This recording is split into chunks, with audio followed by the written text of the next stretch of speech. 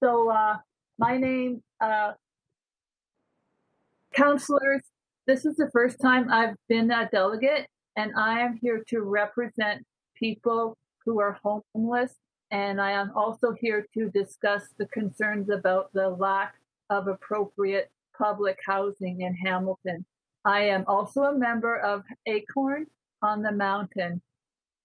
I have been working very hard in doing research for years now about the public housing issues. And there is such a severe lack of public housing. It's very unfortunate.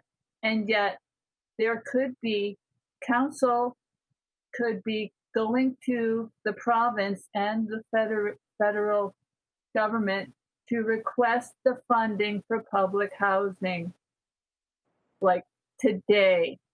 I understand that there have been some charities that have been building public housing in Hamilton, but it's not enough. There's such a severe lack of public housing. There are an increase in the numbers of homeless people, and there are also marginalized people who are struggling to stay in their apartments, in their townhouses, because of increased rent and because the landlords are trying to reno-evict them. This is not acceptable. The solution is to get the funding, and I am pretty sure that City Council could do their job and request that funding today, not next year. It's been over 20 years that City Council has said they are going to move on this issue of getting public housing, and yet they have dragged their feet repeatedly, and frankly, it's questionable why exactly you're still on council. Because if you can't do your job, then you should leave. And there is a conflict of interest with so many being landlords and selling real estate as well. That's a serious conflict of interest. Now, I also would like to discuss the COVID situation because it's increasing and homeless people have nowhere to go, so they gather together and the COVID virus increases on the street and in the shelters. That's a public health issue that needs to be dealt with and not let go anymore. You people are the council, and you people need to take charge of this situation today, not a year from now. So get with the program and start doing it. I went to Ferguson Street when the homeless people were removed from that area by the Wesley Center. I took pictures, a lot of pictures, and it was horrible what happened. And Mayor Eisenberger, Councillor Terry Whitehead, and Councillor Jason Farr were the people that gave the direct order to have those people removed by the police.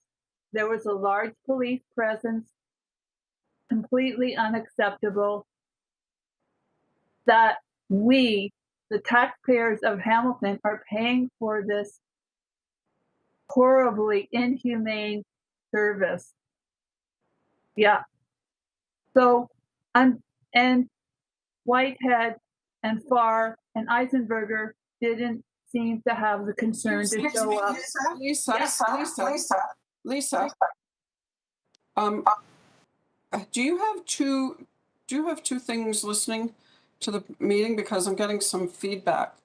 Could you please refrain from calling councillors simply by their last name? This is a very respectful forum, and I would appreciate if you could use their entire name if you're going to speak about them.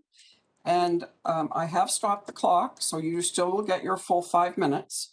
But I just want to remind you that this is a council meeting with councillors that are duly elected, and I'd appreciate it if you could please use their full name if you're going to mention them.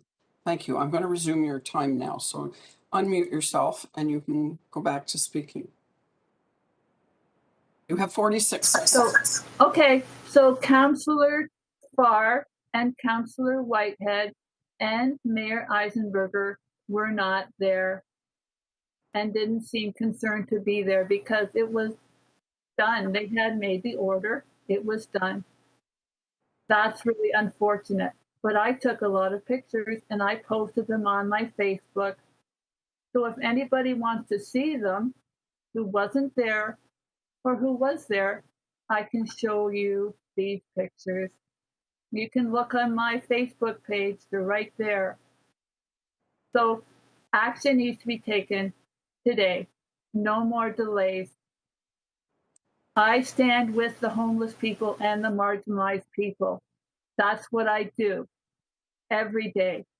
Thank you, Lisa. That's your 5 minutes. Appreciate you coming. I don't see anyone in the chat asking to speak. Are there any questions for Lisa Hind? Thank you. Thank you, Lisa. If you would leave the meeting, you can watch the rest of it on YouTube or you can watch it on the city's website.